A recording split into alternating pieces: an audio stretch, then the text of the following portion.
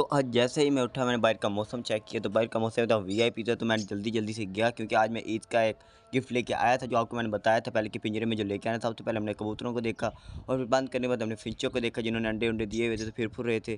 फिर हमने कॉकटेल को देखने के लिए हमने पर्दा उठाया तो देखा तो हमने कॉकटेल थे वो भी फिर फुर रहे थे अंदर आ जा रहे थे अब क्योंकि अंडे देने वाले थे। और जो हमारा गिफ्ट था वो ये था कि भाई हम फिशर ले आए और सारा वीआईपी था सिस्टम बना बनू दिया। तो इनके लिए सब सिस्टम वीआईपी था और इस बात के लिए लाइक और सब्सक्राइब कर दिया क्योंकि न्यू पर्सन